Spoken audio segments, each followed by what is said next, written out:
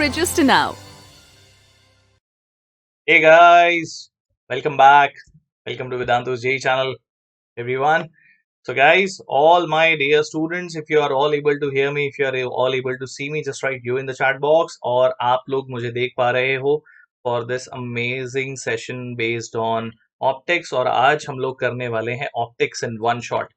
When I say optics, yes guys, ray optics और wave optics दोनों ही हम लोग आज कंप्लीट करेंगे और जितने लोग नए हैं उन्हें बता देता हूं कि हम लोग सेशन में करते क्या हैं। हम ऑब्वियसली थियरी कवर करते हैं, ऑब्वियसली इंपॉर्टेंट थियरी को कवर करते हैं जेई और नीट के पॉइंट ऑफ व्यू से। उसके अलावा हम लोग इंपॉर्टेंट फॉर्मूले देखते हैं जो हमें ध्यान में रखने चाहिए और yes, much awaited part which will be done towards the second half of the session and that is doing the problem solving. ठीक है, तो गाइस हम लोग बहुत दिनों से वेव ऑप्टिक्स से पहले भी वन शॉट सेशंस कर रहे हैं। हमने 11th स्टैंडर्ड के टॉपिक्स को कवर किया, 12th स्टैंडर्ड के ऑलमोस्ट, अब मैं बोल सकता हूँ 60% टॉपिक्स को फिर से कवर कर चुके हैं और बहुत ही ज्यादा एक्साइटमेंट के साथ में I want to share this with you all. दो चीजें, एक तो कल one new addition to Vedantu's JEE family is happening, तो कल का दिन बहुत स्पेशल होने वाला है। इसीलिए वेदांतु के या तो टेलीग्राम ग्रुप से जुड़ जाओ या फिर इस चैनल को सब्सक्राइब कर लो, बेल आइकॉन को प्रेस कर लो so that you are always aware about it. Okay, उसके अलावा इस संडे को we are going to launch sprint. Sprint में क्या होगा, कैसे होगा, कब होगा, क्या टॉपिक्स कवर होंगे, वो सारी चीजें जानने के लिए आपको आना है संडे को जो सेशन होगा वहां पे। We all master teachers are going to come live and we are going to tell you the plan of action, yes, the ultimate plan of action which you all have been waiting for, JEE Sprint. Okay, so stay tuned for that. And for those people who are still not aware about the terminology कि ये sprint क्या है, वेदांतुस JEE channel क्या है, उन सब के लिए, एंड सबसे बड़ी बात, अगर आप मोगैम्बो को भी नहीं जानते हो तो let me start of with my introduction. Okay people, so guys, this is me, your Suri sir, and I am a BTech from IIT Bombay और मोगैम्बो और कोई नहीं बल्कि मैं हूँ। मेरे स्टूडेंट्स मुझे इस चैनल पे मोगैम्बो बुलाते हैं। Why? Because when they will be cracking the examination of JEE, which means all of you, Mogambo खुश होगा। Okay people, and as I said, if you are new on the channel, बहुत सारी exciting चीजें हम लोगों ने इस चैनल पे प्लान कर रखी हैं, ऑलरेडी एग्जीक्यूट हो भी रही हैं, लेकिन अब क्योंकि हम टुवर्ड्स द एग्जामिनेशन क्लोज आते जा रहे हैं, you don't want to miss out on any of those things, right people? So go ahead, subscribe to the channel, and whenever your mogambo comes on the channel, not just mogambo, all the master teacher team which we have on this channel, you get the notification. Okay, so don't want to miss out. As I said, tomorrow and Sunday, two very important days this week. Okay, cool. Okay guys, uske alawa, if you are regular on the channel, you know that Vedantu has its own platform. But if you are new, let me tell you that Vedantu has its amazing platform that we call as Wave. और अगर आप मेरे classes में मुझसे पढ़ना चाहते हो और भी ज्यादा मुझसे पर्सनलाइज अटेंशन चाहते हो, मैं आपके डाउट सॉल्विंग कर सकता हूं। उसके अलावा पूरा का पूरा आपका जेई या नीट का जो कोर्स है, अगर वो आप मेरी क्लासेस में आके पढ़ना चाहते हो, तो बच्चों, Vedantu has its own amazing platform, made in India platform which we call as wave. और कुछ ऐसा वो वेव प्लेटफॉर्म दिखाई देता है, एज यू कैन सी। जैसे आप पुलकित सर को देख पा रहे हो, वैसे आप टीचर को यहाँ देख पाते हो। आप टीचर से अपने डाउट्स पूछ सकते हो in the class and you can interact with your batchmates and with your teachers and your class teachers as well. और ये सारी चीजें चलती हैं बच्चों live. Yes, the entire session happens live और इस लाइव सेशन में आपके साथ ना सिर्फ टीचर कनेक्ट होता है, आपके साथ क्लास टीचर्स भी होते हैं जो आपके डाउट्स और डिफिकल्टीज को साइमल्टेनियसली सॉल्व करते जाते हैं। ओके, उसके अलावा आप सिर्फ और सिर्फ वन वे नहीं, it's a two way communication. आप अपने डाउट्स भी अपने टीचर्स के साथ क्लियर करते चले जाते हो। तो ज्वाइन कैसे करना है उसके बारे में तो बात करेंगे ही, पर ज्वाइन करने के लिए जो मोड ऑफ मेथड है which we call as, the mode of joining है, उसे हम बोलते हैं Vedantu pro. It's a subscription plan. Okay, Vedantu pro subscription plan join करने से आपको बेनिफिट्स क्या है पहले वो बता देता हूँ, so that it will be more sensible for you to take a call accordingly. Okay, first of all, when you join Vedantu Pro, you become a part of a long-term batch, and with that long-term batch, you prepare for your JEE or NEET as an examination.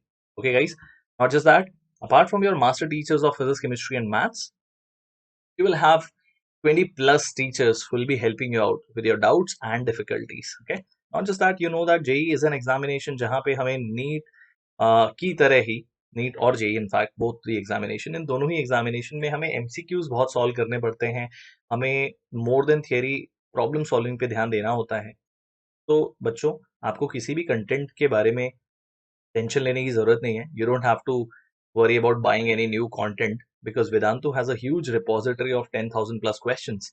आप ये solve कर लोगे, आपकी पूरी JEE या NEET की तैयारी complete हो जाती है। नॉट जस्ट दैट, अगर किसी बच्चे ने ये कंप्लीट किया भी, कंप्लीट तो कर पाना अपने आप में एक बहुत बड़ा चैलेंज और बहुत बड़ा अचीवमेंट होता है। जो बच्चे ये कर लेते हैं उनके लिए वैसे भी एग्जाम क्रैक कर पाना, उसके चांसेस, प्रोबेबिलिटी बहुत ज्यादा बढ़ जाती है। पर डू नॉट वरी, अगर आप ये कंप्लीट कर भी लोगे तो भी your master teachers are there to provide you more content. Okay, तो कंटेंट की कमी नहीं पड़ने वाली है, rest assured. Not just that guys, YouTube पे एक बहुत बड़ा डिलेमा है जो हम एज अ टीचर फेस करते हैं कि आपको हिंदी में पढ़ाएं या इंग्लिश में पढ़ाएं, राइट? बट वेदांतु पे हमें ये डिलेमा नहीं होता, क्योंकि Vedantu has its unique feature of teaching you in English और Hindi type of batches. Okay, not just that, जब टाइम आता है तो आप नेचुरली क्रैश कोर्स और टेस्ट सीरीज का पार्ट बन जाते हो, आपको सेपरेटली इन्हें ज्वाइन करने की जरूरत नहीं पड़ती, है ना? अमेजिंग। इसीलिए मैं बोलता हूँ Vedantu pro is a one stop solution. तो अब अगर ज्वाइन करना चाहते हो तो कैसे करोगे? ये जो वीडियो आप देख रहे हो, इसके डिस्क्रिप्शन बॉक्स में वेदांतु प्रो का एक लिंक आपको मिलेगा।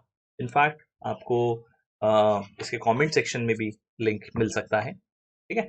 तो वहां जाके आप क्लिक करो, फॉर्मेलिटीज पूरी करो, पर जब आप एनरोल करने जा रहे हो by paying the fees, remember to use this coupon code SMPRO, और ये कोड यूज करने से आप एडिशनल 20% डिस्काउंट और अवेल कर पाओगे, ठीक है बच्चों? तो इस 20% डिस्काउंट की हेल्प से you will be able to save some more money on the fees part of it, and you'll be able to come to my classes. At present, I am teaching Drishti C batch for 11th, and I am teaching Sankalp C and H batch for 12th. तो आप मेरी classes में भी आ सकते हो। Okay guys, that's great, amazing, cool. तो बच्चों, ये सिर्फ और सिर्फ आपको इन्फॉर्म करने के लिए है कि वेदांतु का जो प्लेटफॉर्म है, आप डेफिनेटली यूट्यूब प्लेटफॉर्म पे तो हमारे साथ जुड़ ही जाते हो, बट अगर आप और भी सारे फीचर्स का फायदा उठाना चाहते हो, अगर आप और भी अच्छे से अपनी जेई प्रिपरेशन को, नीट प्रिपरेशन को करना चाहते हो, तो definitely give it a thought, because Vedantu has now made it possible for many students to crack this examination even during this difficult time of lockdown, right people? Vedantu has continued its trend, और अब वो जो belief system है वो और भी ज्यादा strong हो गया है बच्चों।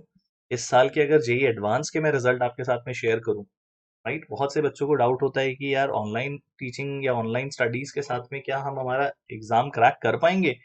तो बच्चों, ये अब कोई नई स्टोरी नहीं रही। Vedantu has done it again this year as well. Look at the rank, guys. This year also we have got under 100 rank. Dhruv has got all India rank under 100, that is 43, under 50 in fact. In fact, ये हैं हमारे top 500 rankers. They are all obviously getting into the best of the IITs. Not just that, you know that कि best of the IITs आपको top 1000 ranks तक भी मिल जाते हैं। तो इसीलिए sharing the top 1000 ranks of Vedantu with you all, right people? So these all, superstars, they are going to get into the desired college of their own choice, the desired IITs. Congratulations to them. And yes, next year it could be you here, we all speaking and sharing your pictures. Okay, so guys, ये मुमकिन है, ये possible है. This is the agenda and this is the thought of telling you, the sharing you, the entire results with you all. This year, if I tell you the highlight, the summary of the results, top 500 में Vedantu has 5 students of all India rank. Top 10 1000 ranks में 11 Vedantu students are there. Top 2000 में 44, top 5000 में 121, and top 10,000 में we have 253 Vedantu students who made it big, who made it to their dreams colleges. Okay people, so I'm just sharing this with you all so that you get the confidence कि आप घर रहकर के भी अपनी JEE preparation को बिल्कुल उतना ही इंटेंसिटी से कंटिन्यू कर सकते हो, in fact with actually more safety and security of your own house. इस टाइम पे हर किसी को डर है कि मुझे घर से बाहर निकलना चाहिए, नहीं निकलना चाहिए। Your parents are anxious, you are also worried, so let's keep that worry outside our houses, right? And let's prepare for JEE with the same intensity as we would if the situation would have been different, right? तो चलो बच्चों उसी trend को continue करते हैं और optics one shot में हम लोग कंप्लीट करेंगे, रे and wave optics both of them. तो एज आई सेड हम लोग बात करेंगे सबसे पहले इंपॉर्टेंट थियरी एंड फॉर्मुलेस की और उसके बाद में प्रॉब्लम सॉल्विंग करते जाएंगे। When I'm going to reach to the problem solving part, I want you people to have your pen and paper और मेरे साथ वो प्रॉब्लम सॉल्व करते जाना, ठीक है? About the notes part of it I will tell you कि आपको ये जो भी नोट्स मैं आप लोगों को दिखाने वाला हूँ, आपके साथ शेयर करने वाला हूँ, ये आप लोगों के लिए अवेलेबल है free of cost. You don't have to worry about that, so don't need to take down the notes, rather focus on what I am teaching with you all, ठीक है? तो बच्चों स्क्रीन पे ध्यान दो, समझने की कोशिश करो, ये कोशिश मत करो कि मैं साथ के साथ नोट करते जाऊं, you don't have to, you will get the PDF of this session, ठीक है? उसके अलावा सेशन के एंड में by the end of the day you will have the assignments also updated, पर हाँ सॉल्यूशंस कहाँ मिलते हैं वो भी मैं बताऊंगा towards the end of the session, ठीक है? चलो स्टार्ट करते हैं। We know that entire optics जो भी चीजें हम पढ़ते हैं यहाँ पे that is either ray optics और वेव ऑप्टिक्स। बाद में आगे जाके मॉडर्न फिजिक्स में हम लोग बात करते हैं पार्टिकल नेचर ऑफ लाइट के बारे में, जहां पे हम फोटो इलेक्ट्रिक इफेक्ट को स्टडी कर रहे होते हैं, राइट एवरीवन? तो हम लोग स्टार्ट करेंगे पहले रे ऑप्टिक्स से, फिर उसके बाद में जाएंगे वेव ऑप्टिक्स के ऊपर। रे ऑप्टिक्स में अगर मैं बात करूं, पहले ही थोड़ा सा ओवरव्यू अगर मैं दूं, तो रे ऑप्टिक्स में बच्चों हम लोग जिन फिनोमिनास के बारे में मोस्टली बात करते हैं, one of them is reflection, and when I से reflection it will also have subdivision. One will be your plane mirror, the second one will be your spherical mirror, okay? After that we'll speak about refraction. I'm talking strictly from JEE point of view here. Refraction में we'll speak about your lenses, okay? This is going to be our major discussion. Wave optics में जब हम लोग बात करते हैं तो obviously हम लोग हाइगन्स प्रिंसिपल के बारे में बात करेंगे, okay? We'll also speak about interference of light, YDSE के बारे में बात करेंगे, ठीक है? Young's double slit experiment, and then will speak about the bending of light called as diffraction, ठीक है बच्चों? तो जेई पॉइंट ऑफ व्यू से ये सारे टॉपिक्स बहुत ज्यादा जरूरी होते हैं इस पर्टिकुलर यूनिट में से। यू नो दैट कि ऐसे तो ऑप्टिक्स बहुत ही रिलेटिवली बहुत कम वेटेज वाली यूनिट है, बट इस साल जब सितंबर में एग्जामिनेशन हुआ था तो आई ऑब्जर्व दैट ऑप्टिक्स से बहुत कंसिस्टेंटली क्वेश्चंस आए थे, तो it's advisable to not leave this chapter. In fact, you will find that the questions are not very challenging which come in the exams like JEE, okay? or NEET for that matter. चलो guys, तो start करते हैं ray optics के साथ में। Obviously, the discussion starts with reflection, the first phenomena. Reflection is that phenomena जहाँ पे light जिस medium से medium boundaries पे जाती है वहां से वापस से उसी medium में लौट के आ जाती है, right? So whenever that happens, we say that the phenomena will be called as reflection. So this is what is the schematic of that. Light which is incident on the shiny surface over here, it's most of its part will come back in the same medium. And if we speak about the laws of reflection, the very important laws as we all remember from our childhood also, that angle of incidence will be equal to angle of reflection, and the incident ray, the reflected ray, and this normal line, they all will lie in the same plane, okay bachcho? This will be valid not only for plane surfaces, will be valid for spherical surfaces, will be valid for any rough surface also. Reflection laws will not depend upon the polishing of the surface, the smoothness of the surface. They will stay as it is, okay? Now, when we speak about reflection or in general in optics, you will always be speaking about all the time about the objects and the images. तो हमेशा ध्यान रखो, अगर आपके objects या images real हैं तो हमेशा और हमेशा लाइट रेज फिजिकली इंटरसेक्ट करेंगी। तो अगर ये रियल ऑब्जेक्ट है तो लाइट रेज जो हैं they are physically going to practically going to start from the observer, और अगर इमेज रियल है तो फिजिकली आपके लाइट रेज जो हैं after the optical phenomena they are physically going to intersect with each other to give you the image, ठीक है? तो ये रियल इमेज और रियल ऑब्जेक्ट की कहानी है जहां पे लाइट रेज एक्चुअली जाके इंटरसेक्ट कर रही होती हैं। लेकिन जब हम वर्चुअल ऑब्जेक्ट की बात कर रहे हैं बच्चों, तो वर्चुअल ऑब्जेक्ट के केस में guys, yes, just the opposite diagram has been shown here. this virtual image and this is virtual object. Virtual object से light rays will appear that they are going away from the object, but they are not actually starting from this object, right? Similarly, virtual image वो है जहां पे light rays जाएंगी लेकिन physically एक दूसरे के साथ intersect करके image form नहीं कर रही होगी. So I hope the basic idea of real and virtual image and objects is clear to us, right? Now, the first type of device which will help us understand phenomena of reflection is a mirror and especially a plane mirror. तो plane mirror की कुछ basic properties हैं. जो भी object हमारा होगा, right? उसकी जो image form होगी वो हमेशा virtual होगी. ठीक है? This image is always going to be a virtual image and always going to be of same size and at same distance as the object. तो अगर object x distance पे है to the left side, then image भी x distance पे होगी to the other side of the mirror. Okay guys, and magnification value will always remain 1. जितना height of object है उतना ही height of image भी होने वाला है. Okay guys, so this is what is your plane mirror. Laws of reflection will always be valid over here. Also, if ever your object starts to move towards the image, towards the mirror in fact, then the speed with which your object will move is the speed with which your image will move, but in the opposite direction. So the velocities are going to be just opposite. अगर लेकिन हमारा object stationary है और मान लो हमारा mirror move करने लग जाता है with a velocity से v, तो उस केस में आपकी velocity of image जो है वो 2v हो जाएगी. वो ऐसे कि अगर मान लीजिए पहले distance x था मिरर और ऑब्जेक्ट के बीच में, तो इमेज जो है वो भी x डिस्टेंस पे थी.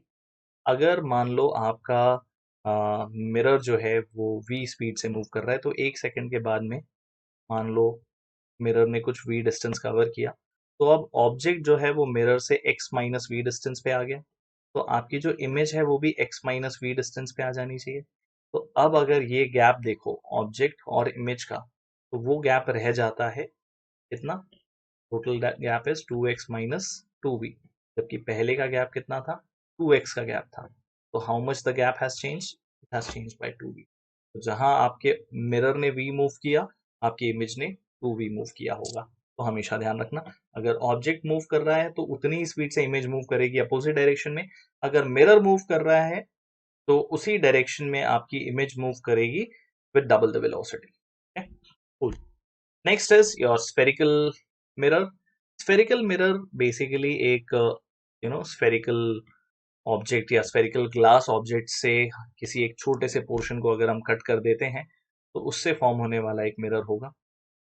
उसमें भी डिपेंड करता है कि कौन सी साइड जो है वो हमारी रिफ्लेक्टिंग साइड है. तो अगर मान लीजिए ये आपकी रिफ्लेक्टिंग साइड है, तो ये आपका एक कॉनकेव मिरर कहलाएगा. लेकिन अगर मान लीजिए आपकी ये साइड रिफ्लेक्टिंग है, तो उसे हम कॉन्वेक्स मिरर बोलेंगे. बेसिकली अगर केव वाला पोर्शन रिफ्लेक्टिंग है तो वो कॉनकेव मिरर है. अगर outside other side of the cave reflecting है तो वो कॉन्वेक्स मिरर हो जाता है. ये centre of curvature is the centre of the imaginary sphere जहां से हमने ये मिरर को कट आउट किया है. Naturally this becomes the radius of curvature also. Okay, we'll come to the terminologies also guys. So this is your convex mirror, this is your concave mirror. So we know this is the center of curvature, this is radius of curvature, and the line which is dividing the entire mirror into symmetry is basically your principal axis. और वो point जो principal axis mirror को जहां पे intersect करेगी उस point को हम पोल डिफाइन करेंगे, और ये बेसिकली हमारा ओरिजिन होगा फॉर मेजरमेंट्स. हम सारे मेजरमेंट्स पोल से ही कर रहे होंगे. ठीक है, थोड़ी देर में साइन कन्वेंशन के बारे में भी बात करेंगे, डोंट वरी. राइट, उससे पहले बात करते हैं कि how exactly the spherical mirror is going to work with respect to its focus. Focus is basically बहुत ही सिंपल सी बात है. फोकस को समझना बहुत आसान सी बात है. अगर मान लीजिए light rays parallel to principal axis आती हैं such that they are paraxial rays, okay, they are very close to the principal axis, the light rays will actually meet each other at a given point, and that point is what we call as focus, or they will appear to be meeting at that point. Right? So that point is going to be your focus point, right? तो guys अगर image formation की बात करें तो याद रखना है कि हमेशा इमेज फॉर्म करने के लिए मिनिमम 2 रेज की हमें रिक्वायरमेंट होती है। अगर मान लो कोई भी एक पॉसिबिलिटीज ले लेते हैं, तो ये हमारा ऑब्जेक्ट है, एक रे पैरेलल जाएगी तो आफ्टर रिफ्लेक्शन वो फोकस से पास होने वाली है। ठीक है, एक बात मैं यहाँ पे बताना भूल गया बच्चों कि अगर ये सेंटर ऑफ कर्वेचर है, ये फोकस है और ये हमारा रेडियस ऑफ कर्वेचर है, तो याद रखना कि फोकल लेंथ जो होती है, the distance of focus from the pole, that is numerically equal to half of the radius of curvature, always and always, right? Both for lens and for mirror will see that. तो अगर हमें रे formation करना है, image formation करना है, तो एक रे हम पहले पैरेलल कंसिडर कर लेते हैं, तो after reflection it has to pass through the focus, क्योंकि अगर ये सेंटर ऑफ कर्वेचर है, सेंटर ऑफ कर्वेचर से आप नॉर्मल ड्रॉ करो तो ये दोनों एंगल इक्वल ड्रॉ होंगे, तो angle of incidence, angle of reflection दोनों इक्वल भी हो जाएंगे। तो angle of as in laws of reflection हमेशा वैलिड रहने वाले हैं, you don't have to think any way other than the basic laws, हमेशा वो लगाते जाओ, आप इमेज फॉर्म कर पा रहे होंगे। ठीक है, तो एक रो तो हमने, एक लाइट रे तो हमने ड्रॉ कर ली which was coming parallel to the principal axis, after reflection it passes through the focus। दूसरी लाइट रे हम मानते हैं कि passes through the focus, and once the light ray will pass through the focus, after reflection it will go parallel to the principal axis। आप चाहो तो एक लाइट रे डायरेक्टली पोल पे इंसिडेंट कराओ, वो बिना किसी डिफ्लेक्शन के it will pass as it is at the same angle. तो इन दोनों की हेल्प से अगर आप देखोगे तो जहां पे वो दोनों लाइन इंटरसेक्ट कर रही हैं, वहां पे हमारी इमेज फॉर्म हो जाती है। और चेक करने के लिए इन्होंने यहाँ पे एक और लाइट रे को ड्रॉ किया है, which can be drawn like this, or I would recommend one more light ray, and that is directly incident one light on pole, and you will see that by following the laws of reflection, once the light is incident on pole, it will always go at the same angle, right? तो कौन कौन से image formation के points होते हैं उन्हें भी हम लोग गो थ्रू कर लेते हैं। अगर आपका ऑब्जेक्ट इन्फिनिटी पे है तो आफ्टर रिफ्लेक्शन उसकी इमेज फोकस पे फॉर्म होने वाली है, you can see that actually light rays are intersecting, तो इमेज रियल होगी और बहुत ही डिमिनिश सी होगी। अगर मान लो आपका ऑब्जेक्ट अब इन्फिनिटी और सेंटर ऑफ कर्वेचर के बीच में आ गया है, तो आप वही दो लाइट रेज ड्रॉ करो, कोई सी भी लाइट रेज आप ड्रॉ कर सकते हो, तो आप देखोगे कि आपका जो इमेज फॉर्म हो रहा है वो सेंटर ऑफ कर्वेचर और फोकस के बीच में हो रहा है। ठीक है, तो ये इमेज भी रियल है और आई वुड से थोड़ी सी स्मॉल है, के अलावा ये इन्वर्टेड है, जैसा आपका ऑब्जेक्ट था side, this has become down side, right? अगर हम बात करें object being located at centre of curvature, you can see that image भी सेंटर ऑफ कर्वेचर पे फॉर्म होती है, इमेज का nature real, same size, and it is going to be inverted again.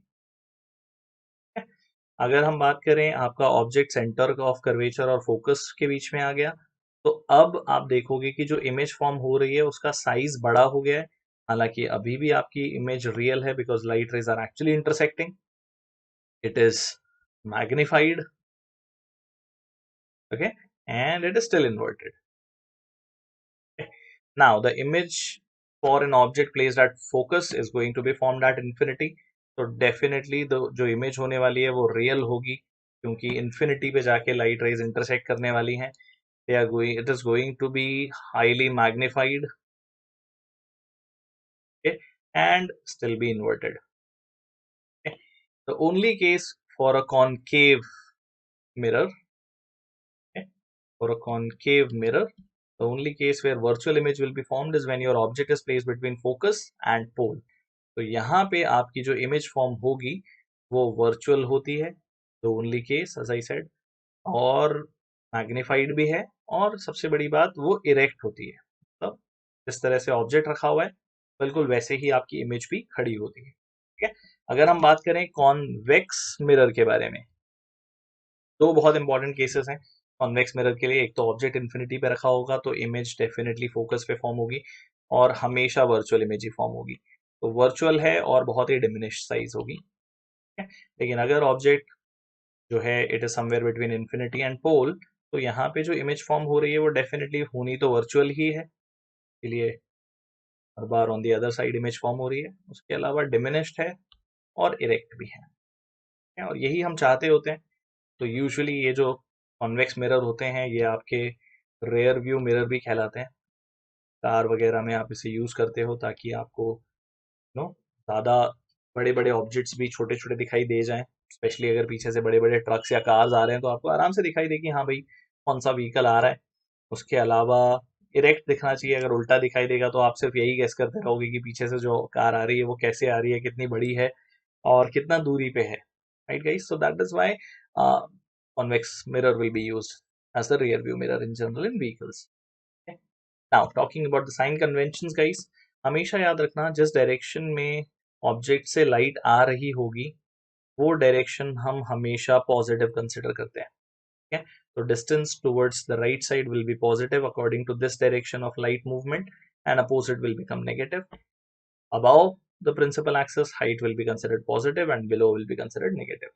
अगर यही लाइट लेफ्ट साइड आ रही होती तो ये डायरेक्शन पॉजिटिव हो जाता और अपोजिट डायरेक्शन नेगेटिव हो जाता। ठीक है बच्चों, हमेशा ध्यान रखना ये साइन कन्वेंशन लाइट के डायरेक्शन के ऊपर डिपेंड कर रहे होते हैं। Cool. Now if you are dealing with a spherical mirror, तो स्फेरिकल मिरर के केस में हमें एक मिरर फॉर्मूले की जरूरत पड़ती है in order to locate the object and the image with the focal length. और ये है हमारी वो mirror equation, mirror formula 1/v + 1/u equal to 1/f and obviously with sign convention ही आपको हमेशा यूज करना होता है। ये बच्चों हमेशा याद रखो इस चीज को। कूल। उसके अलावा अगर मैग्निफिकेशन की बात करें तो magnification is going to be height of image on height of object, which is going to be what? It's going to be nothing else but minus of v by u. Okay? दोनों अगर triangles को आप deal करते हो, one triangle is a b p, the other triangle is a dash b dash p, so you will find out that height of image upon height of object is nothing but the location of the same ratio as location of the object and location of image, rather location of image by location of object. Okay, cool. Now moving on to refraction guys. Okay, just one thing I forgot to mention here, everyone listen to this. हम जब power define करते हैं for any focusing device, तो power जो है बच्चों mirror के लिए हमेशा -1/f डिफाइन होती है। हमेशा याद रखना कि जो कॉनकेव मिरर होता है वो कन्वर्जिंग मिरर होता है और पावर डिफाइन ही कन्वर्ज करने की कैपेबिलिटी पे होती है। तो जो कॉनकेव मिरर होता है उसकी फोकल लेंथ नेगेटिव होती है क्योंकि यहाँ पे पोल है और तुम लेफ्ट साइड में मेजर करते हो, तो power should be positive for a concave mirror. तो जब आप नेगेटिव फोकल लेंथ पुट करोगे तो पावर पॉजिटिव आ जाएगी। लेकिन अगर यही एक कॉन्वेक्स मिरर हो जाए तो कॉन्वेक्स मिरर के लिए बच्चों जो पावर है वो नेगेटिव होनी चाहिए because it's not a focusing mirror, it is rather a D focusing mirror. तो इसके लिए फोकस जो है वो पॉजिटिव साइड पे होता है, तो पावर नेगेटिव आने के लिए ही फॉर्मूला हमेशा -1/f यूज हो जाता है। हमेशा याद रखो power for a mirror will be -1 by focal length. Okay? Now, when we speak about refraction as the phenomena, तो refraction जो है बच्चों as you all know, it is basically the phenomena of you know the bending of light whenever it travels from one medium to another. और इसी वजह से हमें बहुत बार चीजें जैसी हैं वैसी दिखाई नहीं देती हैं, जैसे कि आप इन डायग्राम्स में भी देख सकते हो, एनिमेशंस में देख सकते हो। ये जो रॉड है वो हमें जैसी है वाटर में वो अलग दिखाई दे रही है, जो भी वो लिक्विड है उसमें अलग दिखाई दे रही है, एयर में उसका इंसिडेंट अलग दिखाई देता है। सिमिलरली यहाँ पे एक कॉइन रखा हुआ है, वो हमें पहले नहीं दिखाई दे रहा था, जब हमने वहां पे एक लिक्विड फिल कर दिया तो हमें वो कॉइन दिखाई देने लगा। That means it appears to have risen up. तो हम इन दोनों चीजों के बारे में भी बात करेंगे। That is what is the phenomena of refraction. Okay, so guys, what happens in the case of refraction is whenever your light is traveling, once it encounters a medium change, वो अपने पाथ से भटक जाती है, थोड़ा सा deviate हो जाती है, और जितना भी वो डिविएट होती है that is basically I minus R or R minus I depending upon whether the light is traveling from denser to rarer or rarer to denser. But how do we know that? Always remember that guys, whenever your light will travel from denser to rarer medium, it will bend away from the normal, and if it is traveling from rarer to denser, it will bend towards the normal. That means what? यहाँ angle of R is greater than angle I. It is angle R which is less than angle I in the other case. Okay? Laws of refraction की बात करूं तो एक बहुत बड़ा simple सा law है जिसमें incident light, refracted light and normal they are going to lie at the same plane. और दूसरा है स्नेल्स लॉ. स्नेल्स लॉ बहुत ही सिंपल सा लॉ है. वो ये बोलता है कि आपका जो एंगल ऑफ इंसिडेंस है इन से refractive index n1 sin I will be equal to n2 sin R. अगर इसे रीअरेंज करूं तो sin of I upon sin of R will be equal to n2 by n1, and the refractive index is going to be inversely proportional to the velocity of light in that medium, so it will be v1 by v2 and will be equal to lambda 1 by lambda 2. ये extended Snell's law है, लिख रहा हूं, ध्यान रखना इसको कि जो refractive index है वो inversely proportional to velocity of light and inversely proportional to lambda होता है. ठीक है बच्चों? Cool, very nice. Now speaking of the normal shift, मान लो हमारा ऑब्जेक्ट यहाँ कहीं रखा हुआ था लेकिन वो हमें यहाँ कहीं पे दिखाई देने वाला है, दैट इज डी अपैरेंट. तो डी अपैरेंट का वैल्यू जो है बच्चों वो हमेशा डी बाई एन होगा, where N is the refractive index of the denser medium.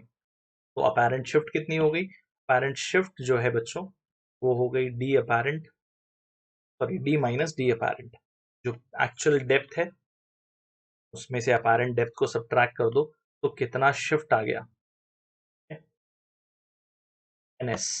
तो NS जो है बच्चों वो D माइनस D अपैरेंट है and that is nothing but D minus D by N.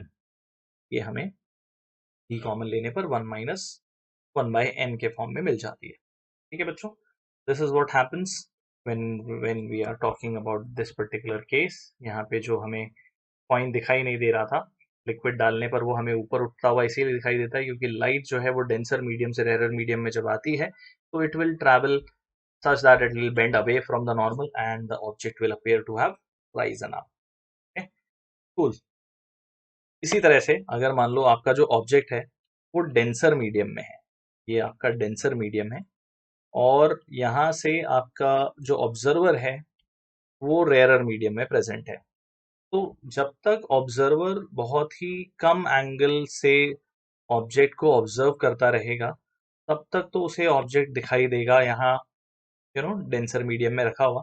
पर एक ऐसा एंगल आता है बच्चों जिसे हम क्रिटिकल एंगल बोलते हैं जहां से रिफ्रैक्टेड लाइट जो है it starts just grazing the interface. In fact उससे ज्यादा एंगल पे देखने की अगर आपने कोशिश की तो हमें कुछ दिखाई नहीं देगा और लाइट जो है वो इंटरनली रिफ्लेक्ट हो जाएगी.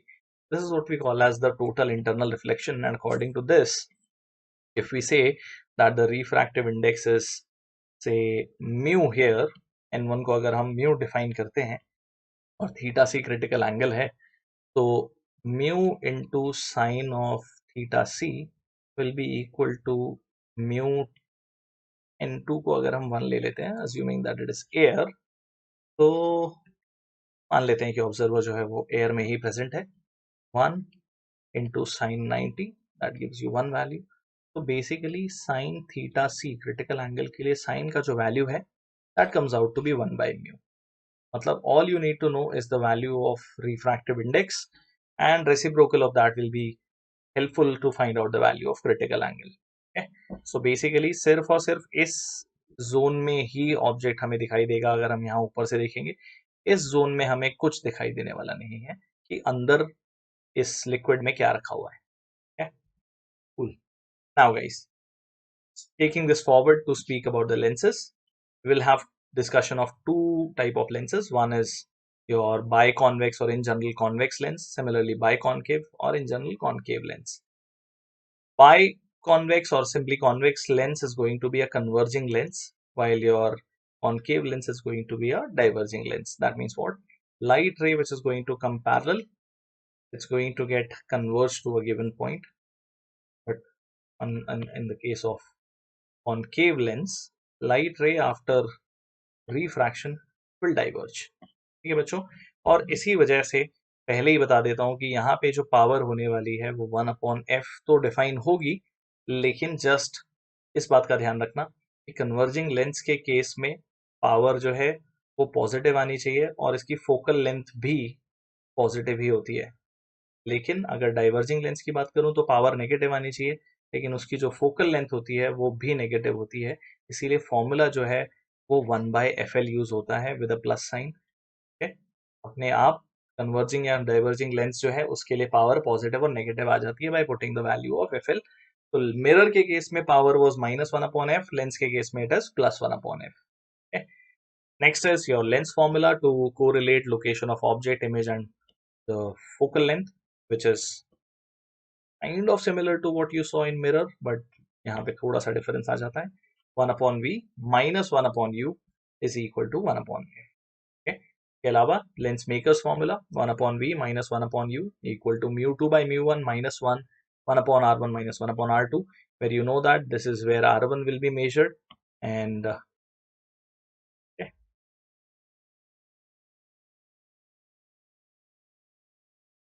section, this is r2 and this is r1। Okay guys, for the mirror which is given, तो r1 राइट हैंड साइड पे क्योंकि ये पहली सरफेस है और ये दूसरी सरफेस है, दूसरी सरफेस के लिए r2 अपोजिट साइड पे आता है। mu1 is the refractive index of outside, could be 1 at times, and mu2 is the refractive index of the lens। Okay, cool। Now what if you are using combination of lenses? All you need to know कि जितने भी lenses होंगे उनकी focal length अगर आपको मालूम है f1 और f2, तो हम इनकी इंडिविजुअल पावर P1 और P2 फाइंड आउट कर सकते हैं। तो P नेट जो है वो P1 प्लस P2 हो जाती है और 1/f नेट जो है वो 1/f1 प्लस 1/f2, इस तरीके से हम लोग फाइंड आउट कर सकते हैं। Now this was ray optics part. अब आते हैं वेव ऑप्टिक्स के ऊपर। वेव ऑप्टिक्स में बच्चों as I said 3 major discussion हम करेंगे, हाइगन्स थ्योरी, उसके अलावा इंटरफेरेंस एंड डिफ्रैक्शन। तो बच्चों हाइगन्स वेव थ्योरी जो है it was an attempt to prove that light is what it follows a wave nature. Okay, इसके according you know this is basically to visualize, if we drop a stone in water, the way your ripples are being created, exactly उसी तरीके से light जो है वो sound light source से travel करती है in the form of these rings you can say, or these are basically given a proper word or name called as wavefront। What exactly is a wavefront? Wavefront is basically the locus of all the points of the medium which are basically vibrating in the same phase, and the point source will give you spherical wavefront. If we speak about a line source, it will give you cylindrical wavefront, and if your source is placed at infinity, it will give you planar wavefront. All the wavefronts, by the way, will travel with the speed of light। Okay? Coming to the more important discussion, that whenever we have any wavefront, उस wavefront पे हर एक point जो है वो अपने आप में एक source की तरह behave करेगा, लेकिन एक secondary source की तरह, जिसे हम एक वेवलेट कह सकते हैं। और हर एक वेवलेट से जनरेट होने वाले वेव फ्रंट्स को अगर हम कॉमनली एक टैंजेंट से ड्रॉ करें तो वो जो कॉमन टैंजेंट आती है उससे हमें location of the next wave front मिल जाती है। Now when we talk about different types of waves and different types of sources, we will come across sources which will have frequency as the defining factor। तो अगर आपके जो waves और sources हैं, if they are called coherent, remember they will have same frequency, and if they have same frequency they will definitely have the same value of phase difference। But if they are not coherent, then there are two possibilities for incoherent sources, same frequency हो but different phases हो, तो तुम देख सकते हो कि overlapping correctly नहीं होगी। लेकिन अगर दूसरा केस है जो हाईली लाइकली है कि अगर फ्रीक्वेंसी डिफरेंट है तो कभी भी फेजेस सेम नहीं होने वाले हैं। ठीक है, हमें ज्यादातर इस चैप्टर में जरूरत पड़ने वाली है कोहेरेंट सोर्सेस के बारे में। ठीक है, और वहीं से स्टोरी स्टार्ट होती है फॉर इंटरफेरेंस। तो बच्चों अगर मान लो एक लाइट या अदर दो लाइट के सोर्सेज हैं S1 एंड S2, और उनसे लाइट को ट्रैवल करके मान लो P पॉइंट तक पहुंचना है, तो तुम देख सकते हो कि the amount of distance which is travelled by light from S1 and S2 is not the same. अगर इस पॉइंट को Q बोल देता हूं तो यहां से जाने वाली लाइट को एक एडिशनल पाथ लेंथ ट्रैवल करनी पड़ती है delta, which we basically called as the path difference। Okay? So how do we correlate the phase difference and path difference? Phase difference will be represented by delta or sometimes with x, and path difference will be represented by delta or x, phase difference will be represented by phi, or phi or delta के बीच में जो relation है वो आप wave mechanics में भी देख चुके होते हो, कुछ ऐसे ये दोनों रिलेटेड रहेंगे. Phi will be equal to kx, you can say. Cool. Now, when we speak about interference, what exactly is interference? We know this from wave mechanics कि जब एक से ज्यादा वेव मीडियम में साइमल्टेनियसली पहुंचती हैं मीडियम पार्टिकल्स के ऊपर, तो सुपर इम्पोज होती हैं, और depending upon their phase difference and path difference, they are going to result in modified amplitude of the medium particles. ठीक है, तो अगर सुपरपोजिशन हेल्पफुल है तो कंस्ट्रक्टिव इंटरफेरेंस होगा, अगर एक दूसरे को कैंसिल आउट कर रहे हैं तो डिस्ट्रक्टिव इंटरफेरेंस हो जाएगा. ठीक है, तो हमेशा याद रखना कि अगर तुम्हारे पास दो वेव्स हैं, एक है मान लो A1 साइन ओमेगा टी और दूसरी है A2 sine omega T plus phi, तो इन दोनों का जो रिजल्टेंट आने वाला है वो होगा A1 square plus A2 square plus 2A1 A2 cos of phi in under root, और जो रिजल्टेंट इंटेंसिटी है वो हो जाएगी I1 plus I2 plus 2 root I1 root I2 cos of y. ठीक है बच्चों, because intensity is proportional to a square. तो अब ये जो cos phi का फैक्टर है ये बहुत बड़ा फैक्टर है, मतलब ये बहुत इंपॉर्टेंट फैक्टर है. अगर कंस्ट्रक्टिव इंटरफेरेंस होना है तो phi का जो वैल्यू है, इनफैक्ट cos phi का जो वैल्यू है वो +1 आना चाहिए, और phi का वैल्यू 0, 2 पाई, 4 पाई ऐसे मल्टीपल्स में चलना चाहिए. इसका मतलब ये हुआ कि जो पाथ डिफरेंस है बच्चों वो 0 या लैम्डा या 2 लैम्डा या 3 लैम्डा ऐसा चलना चाहिए. ठीक है, और ऐसा होने के लिए आपका जो एम्पलीट्यूड का वैल्यू है उसे मैक्सिमम होना पड़ेगा, और इसकी वजह से resultant amplitude will be A1 plus A2 and resultant intensity will be root of I1 plus root of I2 the whole square. Okay? Cool. Great. Similarly, अगर डिस्ट्रक्टिव इंटरफेरेंस की बात करें तो यहाँ पे cos phi जो है, कौन से वाले cos phi की बात कर रहा हूँ, जो एम्पलीट्यूड का रिजल्टेंट इक्वेशन है उसकी बात हो रही है. दिस वाज योर x1, और अगर y1 बोलो इसको y2 बोल दो.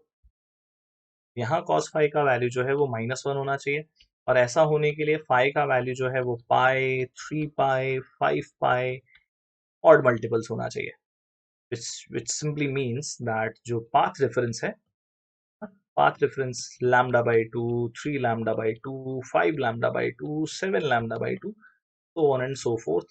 That means your amplitude of, resultant amplitude value should be equal to A1 minus A2 in modulus. Okay, and your intensity, resultant intensity will also be minimum. That is root of I1 minus root of I2 the whole square. Okay guys, I hope you guys are getting this. Okay, cool. यही चीजें हम use करते हैं for Young's double slit experiment, जहां पे constructive and destructive interference की वजह से respectively bright, bright, bright and बीच बीच में हमें डार्क और डार्क फ्रिंजेस मिलते चले जाते हैं. ठीक है बच्चों, तो ये जितने भी पॉइंट्स आप देख रहे हो जो ब्राइट दिखाई दे रहे हैं वहां पे कंस्ट्रक्टिव इंटरफेरेंस होता है, जहां जहां आपको व्हाइट या येलो लाइट दिखाई दे रही है, जहां जहां आपको ब्लैक दिखाई दे रहा है वो सब डिस्ट्रक्टिव इंटरफेरेंसेस के पॉइंट्स हैं. दैट मींस व्हाट, जहां कंस्ट्रक्टिव इंटरफेरेंस हो रहा है वहां पे पाथ डिफरेंस या तो 0 है या लैम्डा है या 2 लैम्डा है. जहां पे भी डार्क फ्रिंजेस फॉर्म हो रहे हैं वहां पे पाथ डिफरेंस लैम्डा बाई 2 है, 3 लैम्डा बाई 2 है, 5 लैम्डा बाई 2 है. कुछ इस तरीके से आप देख सकते हो कि जहां पे भी आपको व्हाइट स्पॉट्स आके दिखाई दे रहे हैं वहां पे लाइट कंस्ट्रक्टिवली इंटरफेयर कर रही है, और जहां जहां पे लाइट के डार्क स्पॉट्स बनते जा रहे हैं वहां पे डिस्ट्रक्टिवली इंटरफेयर हो रही है. तो ये जो है यंग्स डबल स्लिट एक्सपेरिमेंट इसीलिए कहलाता है क्योंकि यहाँ पे आप ये दो स्लिट्स देख पा रहे हो, है ना बच्चों. ये दोनों स्लिट्स जो हैं they are actually being used, or they are being virtually made as two different sources, while actually there is only one source of light which is going to make sure that both the sources have the same frequency of the light so that they are coherent in nature. So guys, in YDSE if we speak about the condition, तो सबसे बड़ी condition तो ये है कि S1 से P और S2 से P के बीच में अगर ये पॉइंट Q ले लेता हूँ, S1 और S2 दोनों सोर्सेस के बीच का गैप D है, स्क्रीन का जो गैप है दैट इज कैपिटल D, और X is the location of any bright और डार्क स्पॉट और फ्रिंज. तो ये जो पाथ डिफरेंस है delta guys, this delta is nothing but D sine theta. ये जो एंगल है वो थीटा हो जाता है, तो ये डी साइन थीटा हमारे पास में पाथ डिफरेंस आता है। अगर हम एंगल को बहुत छोटा कंसिडर करें तो ये जो डेल्टा है इसे हम डी इंटू थीटा लिख सकते हैं, और थीटा जो है बच्चों उसे हम लिख सकते हैं as X by capital D into small D, right. तो यहाँ से x जो है that comes out to be delta capital D by small d। This is what is the location of any fringe. अगर हम कंस्ट्रक्टिव इंटरफेरेंस की बात करेंगे तो x का वैल्यू जो है वो n लैम्डा होना चाहिए, and that is equal to, other x का वैल्यू नहीं, पाथ डिफरेंस का वैल्यू n लैम्डा होना चाहिए फॉर कंस्ट्रक्टिव इंटरफेरेंस।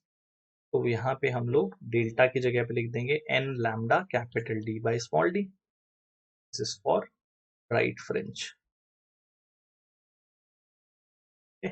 और यही डेल्टा जो है that value will become 2n minus 1 pi by 2 and 2n minus 1 lambda by 2.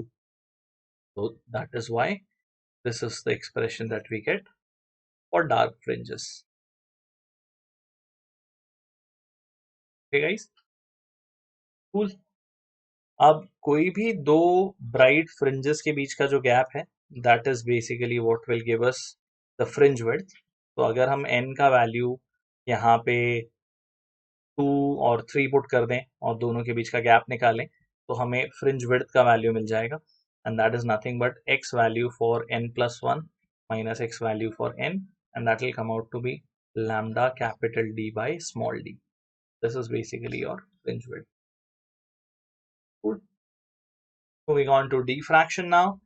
Diffraction, as I said, is the phenomena of bending of light.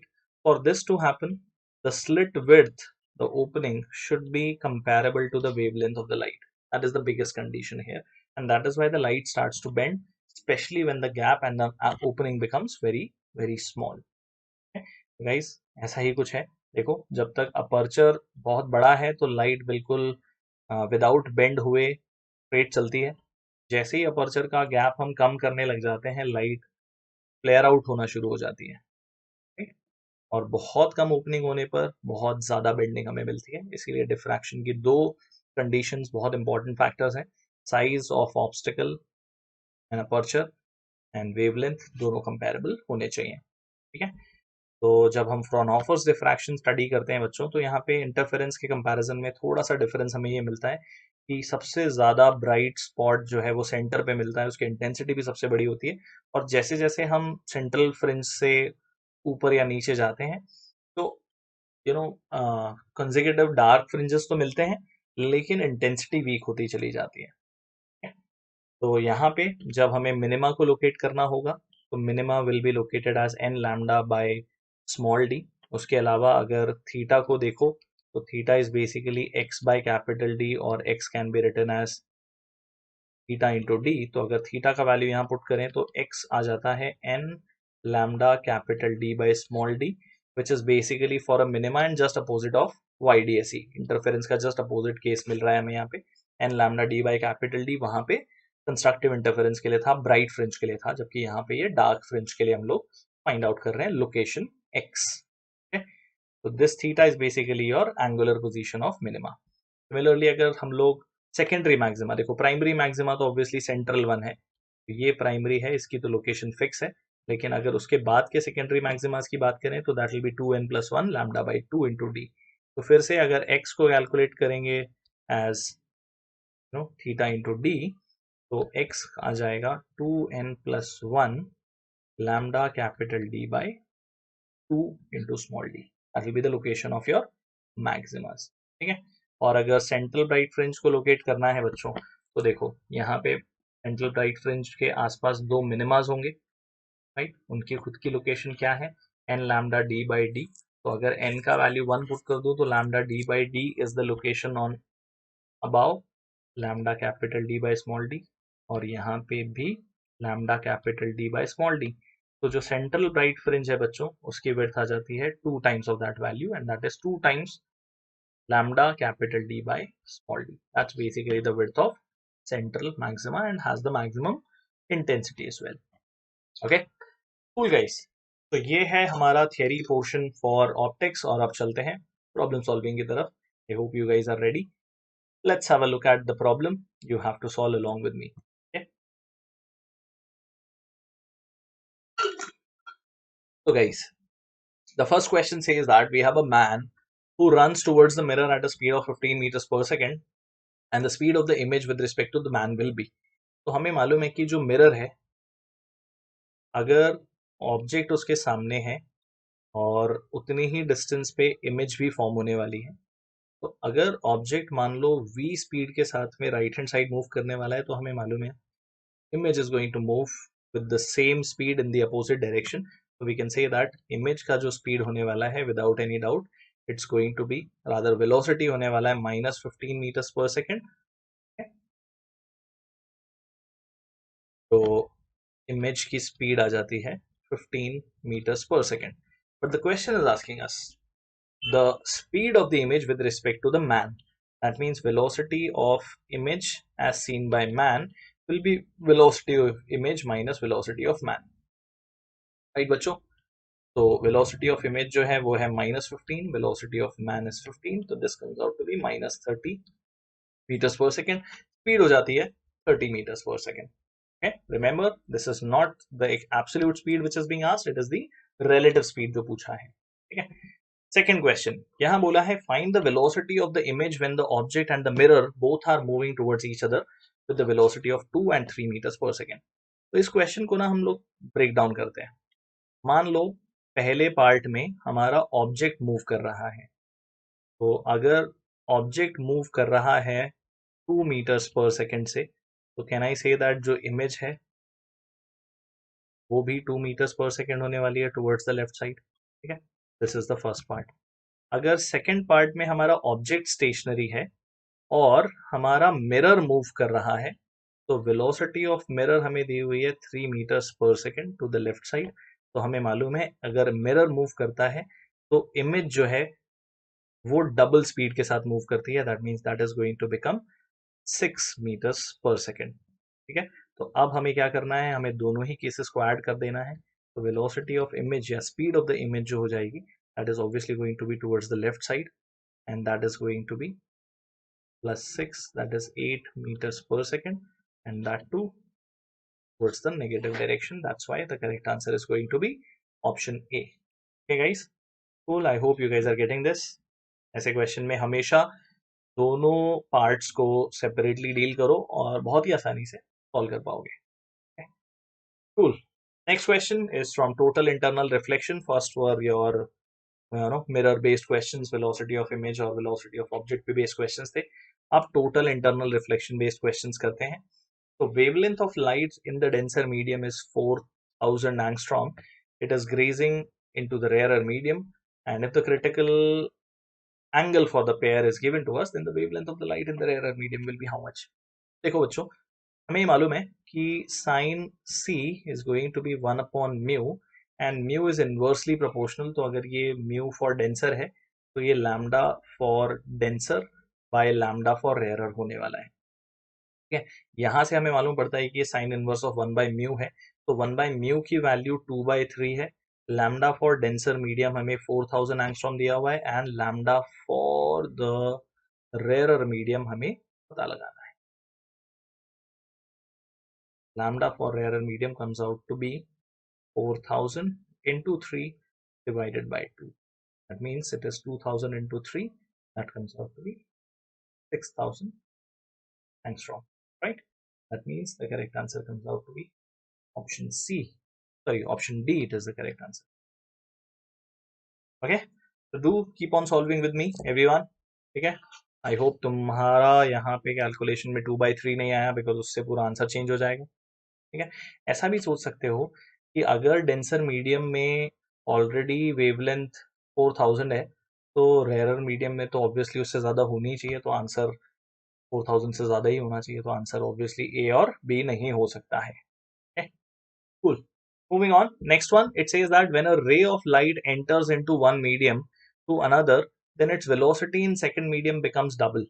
Okay, so the maximum value of the angle of incidence so that the total internal reflection may not take place will be. तो अगर just उस condition की बात करें तो sign c is equal to 1 by mu. Okay, and as I said, this is basically v for denser, mu for denser, तो opposite will be the ratio with velocity. So velocity in denser to velocity in rarer.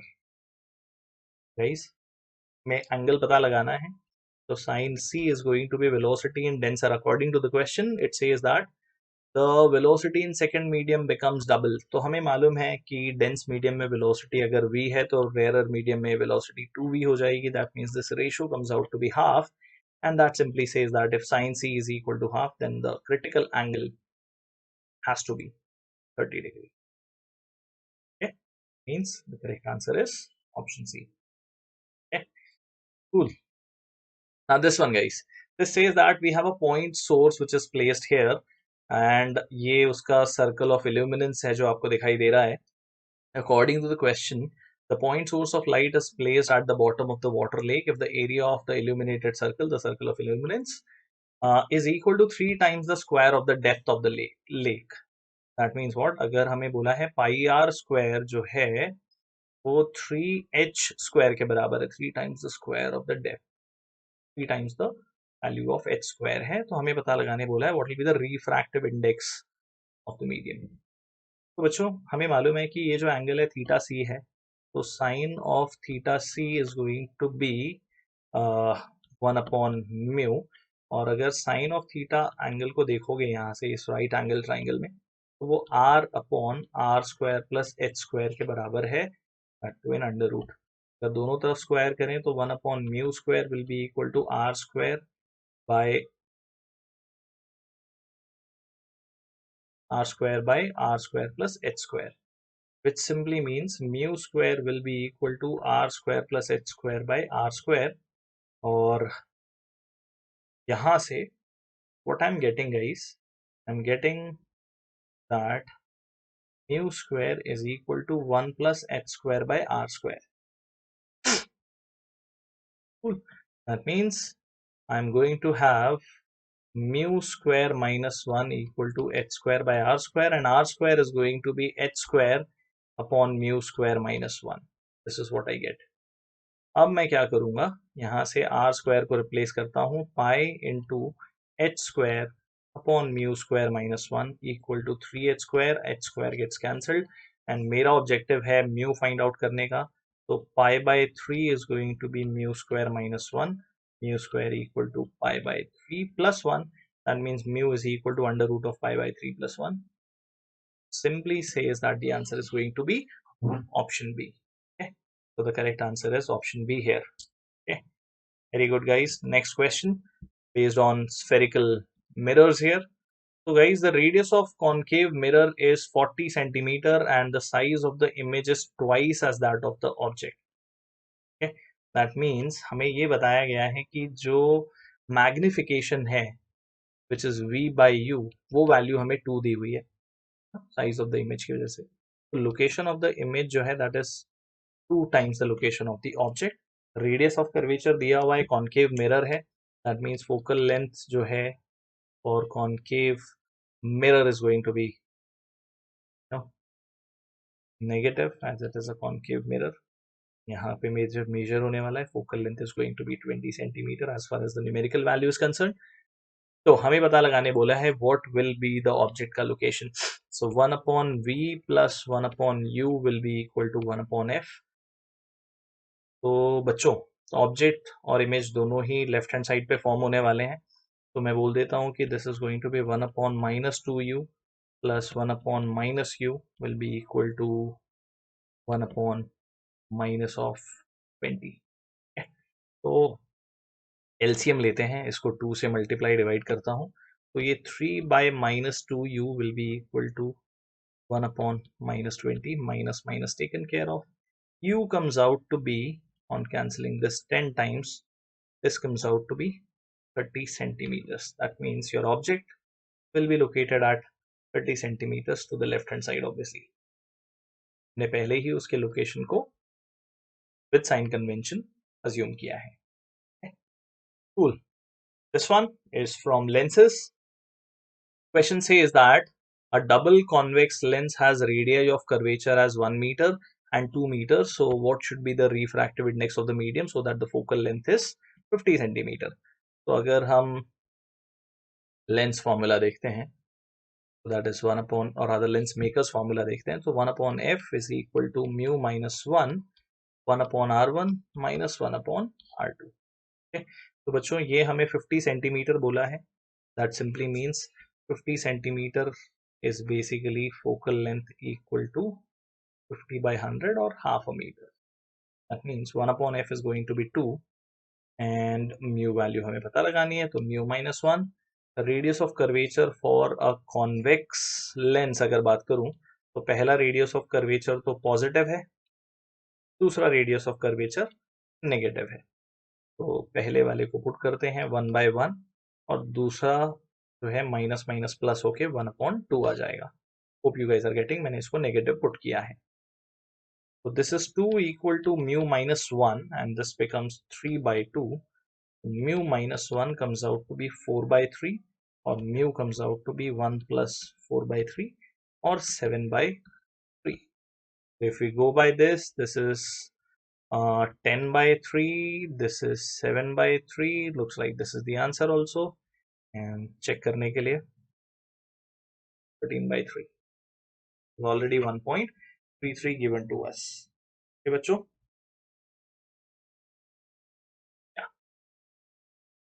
Okay guys, next one. A thin equiconvex lens is made of glass of refractive index 1.5 meters and its focal length is 0.2 meters. If it acts as a concave lens of 0.5 meter focal length when dipped in a liquid, then the refractive index of the liquid will be. तो देखो बच्चों, हमें मालूम है कि 1 upon f जो है वो mu relative minus 1 upon r1 minus 1 upon r2 है. ठीक है. तो रेडियस ऑफ कर्वेचर तो चेंज होने वाला नहीं है, म्यू रिलेटिव जरूर चेंज हो जाएगा. पहले बोला है कि जो लेंस है उसे हम लोग अगर एयर में यूज करते हैं तो उसकी फोकल लेंथ 0.2 है और वो कॉन्वेक्स लेंस की तरह बिहेव करता है. That means this value is going to be 1 upon f which is equal to mu by 1 minus 1 because in air, and this value is 1 upon r1 minus 1 upon r2. लेकिन यही value 1 upon f dash हो जाती है which is going to be mu for lens which is known to us by the way 1.5 by mu for the liquid. okay? तो उसे mu l लिख देते हैं minus 1. this is 1 upon r1 minus 1 upon r2. और अब क्या करो, इन दोनों को ही डिवाइड कर देते हैं. ये हमें मिलता है f dash by f which is equal to mu minus 1 divided by mu by mu l minus 1. ठीक है बच्चों. और f dash जो है वो क्योंकि कॉन्केव लेंस में कन्वर्ट हो रहा है तो f dash का वैल्यू मैं पुट कर देता हूं एज माइनस 0.5 और f का वैल्यू है 0.2 पहले जो है, तो ये हो जाता है -5/2. ठीक है. अब स्पेस क्रिएट करता हूं और सिंप्लीफाई करता हूं so that we can get the answer also. Okay. Meanwhile, keep trying. Solve the question.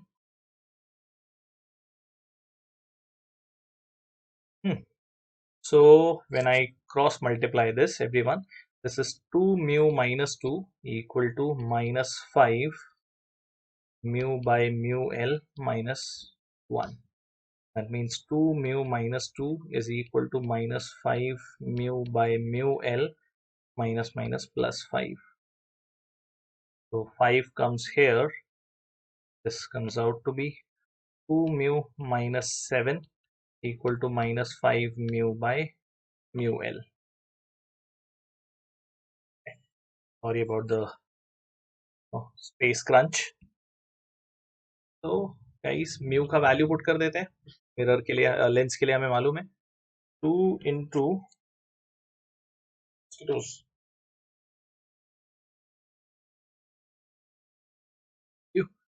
तो म्यू का वैल्यू है 3/2 minus 7 equal to minus 5 into 3/2 mu l. तो ये तो हो जाता है -4. equal to minus 15 by 2 mu L.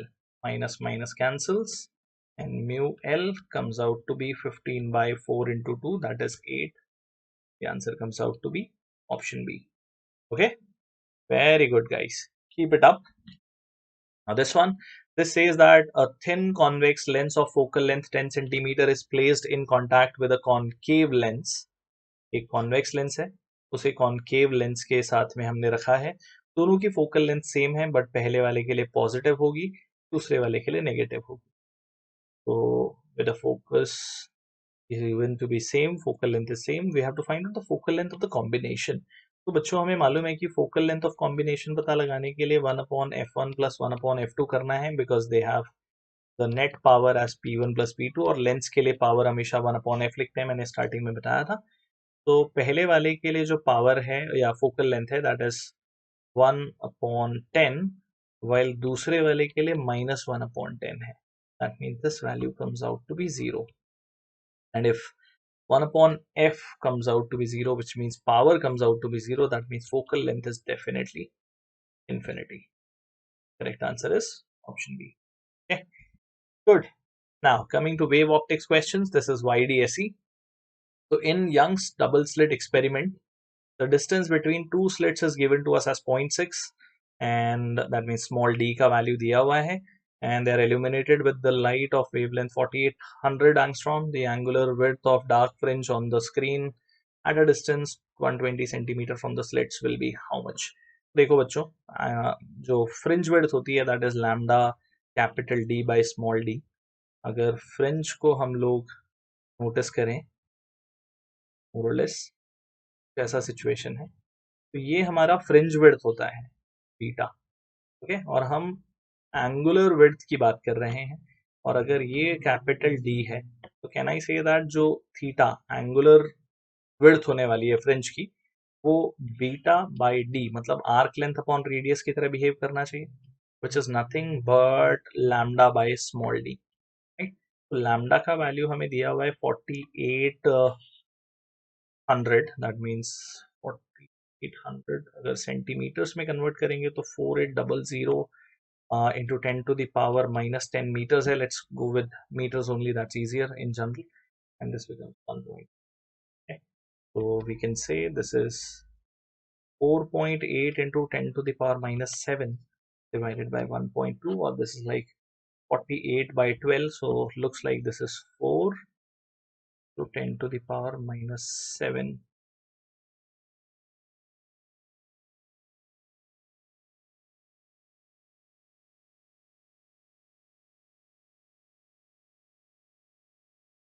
Okay, d value is not 1.2, guys.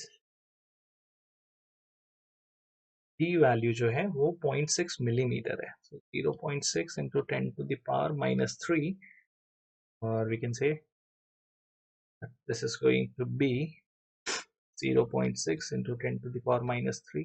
This cancels 8 times. So this is 8 into 10 to the power minus 4 radians. How did I get to know that? Because earlier the power was coming out to be 10 to the power minus 7.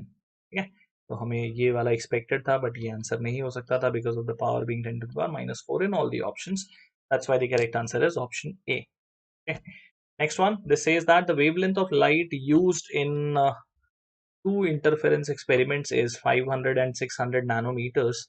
If the fringe widths are equal, then the screens are placed at when the screens are placed at 1 meter and 1.2 meter respectively, the ratio of the distance between the slits will be how much?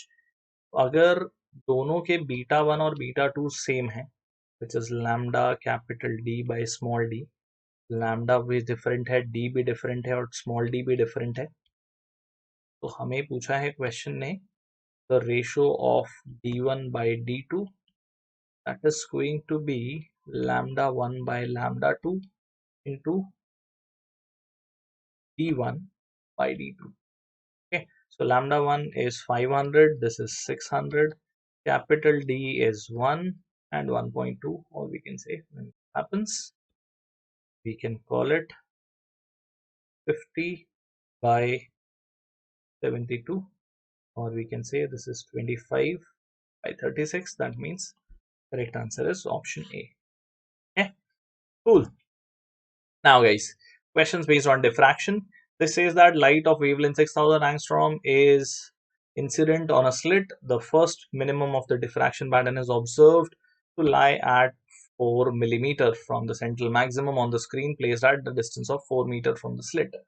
So the width of the slit will be how much? तो हमें basically ये पता है कि x is going to be n lambda capital D by small d for minima. Yeah, everyone, okay. तो हमें ये बताया हुआ है कि x का वैल्यू जो है it is formed, n का वैल्यू डेफिनेटली 1 है because we are talking about the first minimum.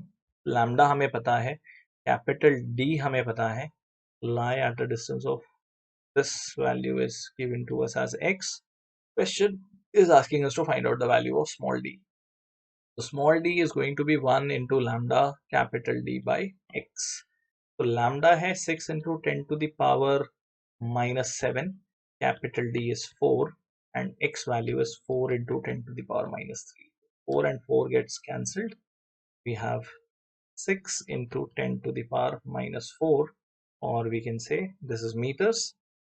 So 6 into 10 to the power minus 2 centimeters, or 0.06 centimeters. Means correct answer is option D. Okay, cool.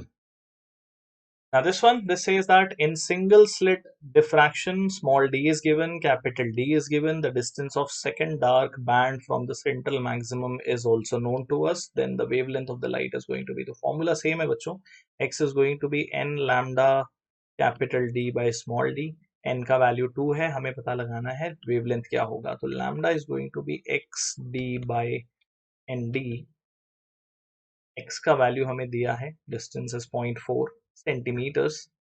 So looking at the values, I'll say this is 4 into 10 to the power minus 3. Small d is going to be 7 into 10 to the power minus 4. Okay.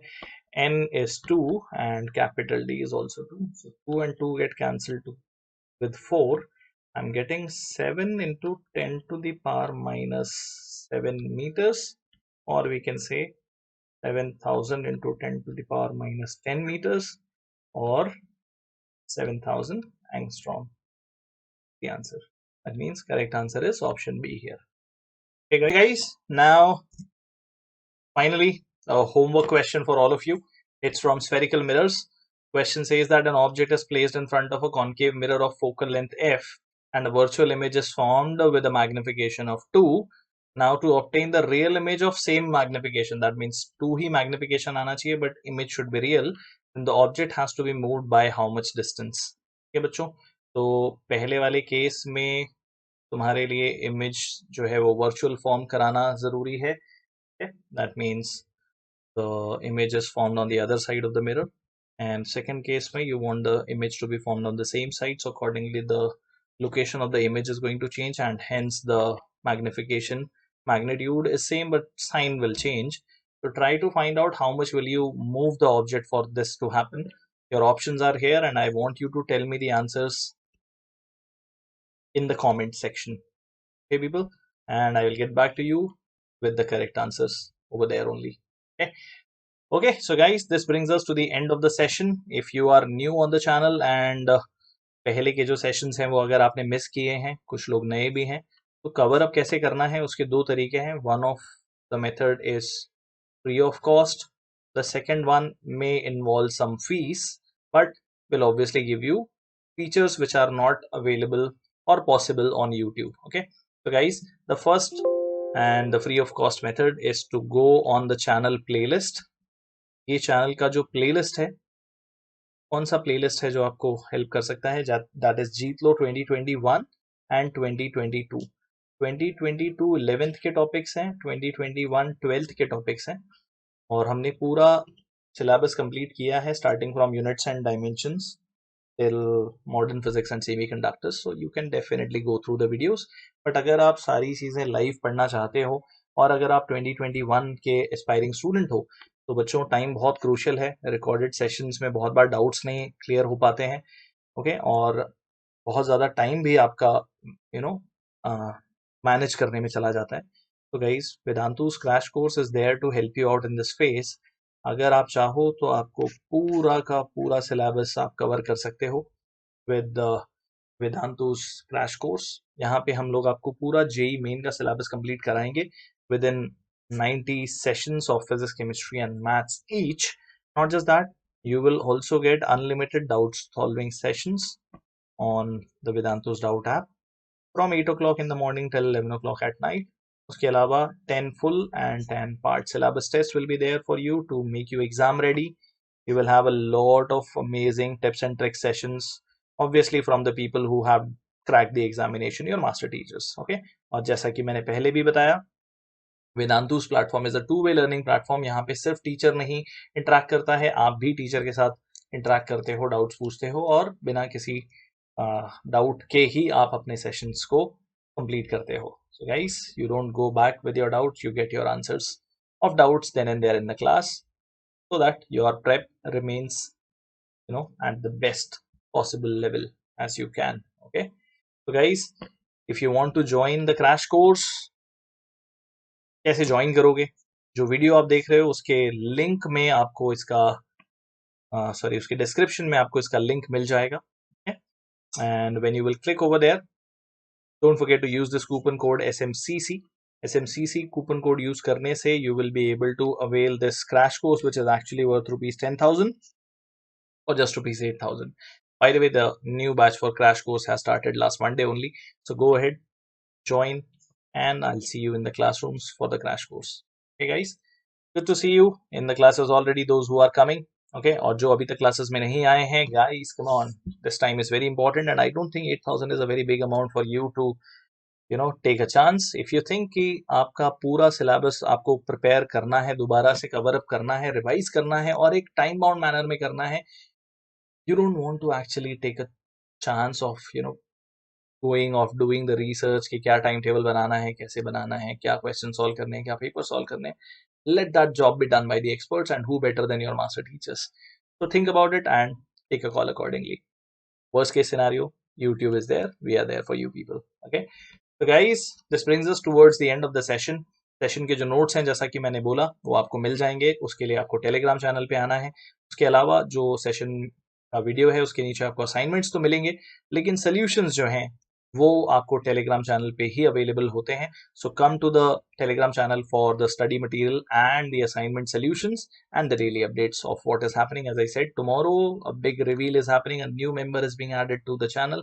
तो अगर आप जानना चाहते हो कि कब वो session होगा, you should be on the Telegram group of ours. Okay, so guys, this brings us to the end of the session. अगर optics अच्छे से revise हो गया है तो tell me by pressing that like button of this video, and do share with your friends and your colleagues. And if you're new on the channel, go ahead, press the bell icon along with the subscribe button, so that whenever your Mogambo is coming on the channel and whenever all the new things that we are doing is happening, you get the notification. Okay, so people, this brings us to the end of the session, and I will see you very soon. Till then, take care. We're going to come back with the sprint on this Sunday. Bye-bye.